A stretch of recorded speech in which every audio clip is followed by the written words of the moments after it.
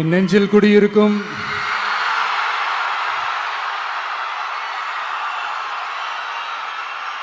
கரூர் சொந்தங்கள், உங்கள் அனைவருக்கும் என்னுடைய வணக்கம்.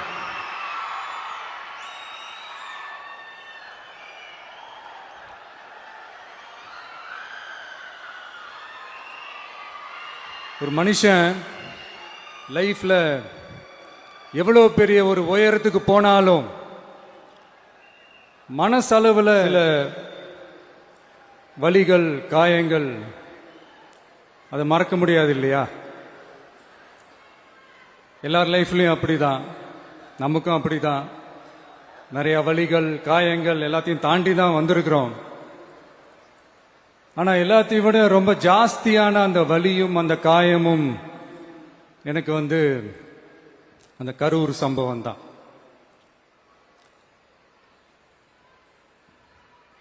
மக்களை சந்திக்கணும், மக்கள் பிரச்சனைகளை எடுத்து பேசணும். அதுக்காக தான் அந்த மக்கள் சந்திப்பு பயணத்தை தொடங்கி திருச்சி, அரியலூர், நாகப்பட்டினம், திருவாரூர், நாமக்கல், கரூர் அப்படின்னு சொல்லிட்டு போயிட்டு இருந்தோம். அரியலூர்ல அந்த மீட்டிங் முடிச்சுட்டு பெரம்பலூர் போறதுக்கு முன்னாடி அந்த பெரம்பலூர் போலீஸ் எங்களை அலர்ட் பண்ணாங்க. சரிங்க, கூட்டம் கொஞ்சம் ஜாஸ்தியா இருக்கு, லேட் ஆயிடுச்சு, வராதீங்க அப்படின்ட்டு. So we had no choice. Police சொன்னால் நம்ம அதை ஒபே பண்ணி தானே ஆகணும்.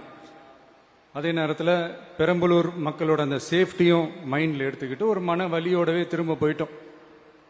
அதுக்கப்புறம் பெரம்பலூர் தொகுதி மக்களுக்கு மன்னிப்பும் கேட்டோம். அதே மாதிரி நாமக்கல் அந்த மீட்டிங் முடிச்சுட்டு கரூர் வரும்போது அந்த கரூர் போலீஸ் எங்களை அலர்ட் பண்ணியிருக்கலாம்ல.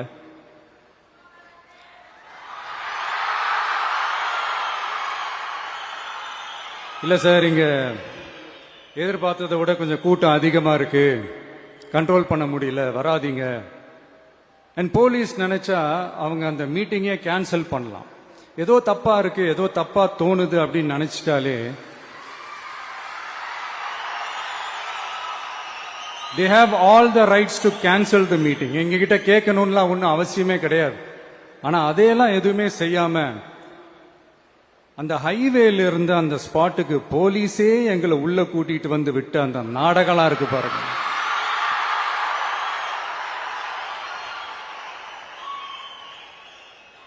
நம்பிட்டேங்க, முழுசா நம்பிட்டேன். அன்னைக்கு இருந்த அந்த கரூர் போலீஸ் பேசும்போது தேங்க்ஸ்லாம் சொன்னேன் அவங்களுக்கு. எனக்கு தெரியாது இப்படி ஒரு நாடகம் நடக்கும். இதுக்கெல்லாம் யார் காரணம்? இதெல்லாம் யார் சொல்லி செஞ்சது? இப்படி பண்ணுங்க, அப்படி பண்ணுங்க, சப்போஸ் அப்படி நடந்தா இப்படி பண்ணுங்க, சப்போஸ் இப்படி நடந்தா இந்த மாதிரி இன்ஸ்ட்ரக்ஷன்ஸ் எல்லாம் கொடுத்து அந்த பிரஷர் போடுறது யாரு?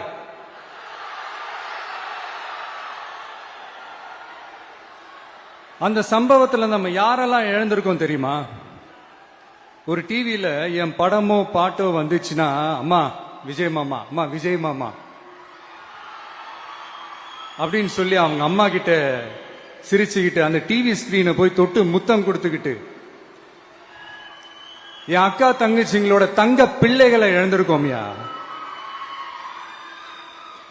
மழலை கூட சரியா வராதப்போ ஒரு பேப்பர் மேகசின்ல என் போட்டோவை பார்த்தா அது சிரிச்சுக்கிட்டு அந்த கள்ளங்கபடம் இல்லாத அந்த சிரிப்பு, அந்த கடவுள் மாதிரி இருக்கிற அந்த பச்சை பிள்ளைங்களை இழந்திருக்கோம்யா. என் அக்கா, தங்கச்சி, அண்ணன், தம்பி, குடும்ப உறவுகளை இழந்து அந்த வலியோட இருக்கிற என்ன நீங்க ஏளனமா பேசுறீங்களா? என் மேல பழிய தூக்கி போடுறீங்களா? இப்படி ஒரு சம்பவம் நடந்துருச்சு. இது ஏன், எதனால, அதுக்கான பின்னணி என்னன்ட்டு அந்த வலியோட வீட்டுல உட்கார்ந்துட்டு இருக்கிற ஓடி ஒளிஞ்சிட்டான் வர சொல்றீங்களா?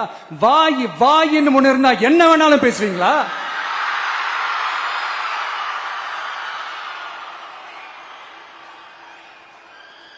மக்களே, நான் உங்களையே கேட்கிறேன். அன்னைக்கு அத்தனை கிரௌட் இருந்துச்சு, அந்த கிரௌடுக்கு தகுந்த மாதிரி போலீஸ் பாதுகாப்பு கொடுத்தாங்களா? இந்த இடத்தை எடுத்துக்க சொல்லி நாங்க தான் சொன்னோம்னு ஒரு போலீஸ் ஆபீசர் பேட்டி கொடுக்கிறாரு. அதுக்கு என்ன அர்த்தம்? இவ்வளோ வலி, இவ்வளோ காயங்கள் கொடுத்துட்டு பழிய தூக்கி நம்ம மேல போட்டுட்டு அதுல ஒரு அரசியல் ஆதாயம் தேடுறீங்களேயா? இதுல வாய் கூசாம சட்டசபையில ஸ்டாலின் சார் நம்ம மேல திருப்பி விட்டு அங்க ஒரு அரசியல் செய்றாரு. அதுக்கு என்ன அர்த்தம்? நமக்காக வந்திருக்கிற மக்களை காக்க வைக்கிறதுக்கு நான் ஒன்னும் ஆதாயம் தேடுற அரசியல்வாதி எல்லாம் கிடையாது. மக்களுக்காக அரசியலுக்கு வந்தவன் இந்த விஜய். எனக்காக எல்லாமும் கொடுத்த என் மக்களுக்காக எல்லாத்தையும் விட்டுட்டு மக்களுக்காக மட்டுமே அரசியலுக்கு வந்தவன் இந்த விஜய். அவங்களுக்காக நன்றி கடன் செலுத்துறதுக்காக மட்டுமே அரசியலுக்கு வந்தவன் இந்த விஜய்.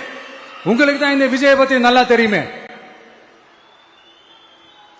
ஆனா நம்ம எல்லாருக்குமே இத்தனை வலிகள் காயங்கள் கொடுத்தவங்களுக்கு இந்த 2026 தேர்தலில் தக்க பதிலடி கொடுத்துட்டீங்க. ஆனா அது மட்டுமே பத்தாது மக்களே, அது மட்டுமே பத்தாது. காலகாலத்துக்கும் எழுந்திருக்கவே முடியாத அளவுக்கு நிரந்தரமான ஒரு பதிலடியை நீங்க கொடுத்துக்கிட்டே இருக்கணும்.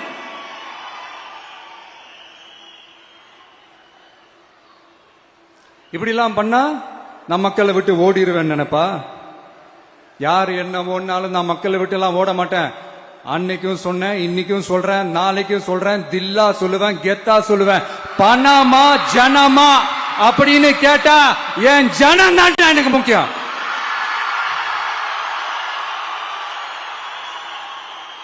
மக்களே, உங்களை விட எனக்கு இந்த காசு பணம் முக்கியமா என்ன?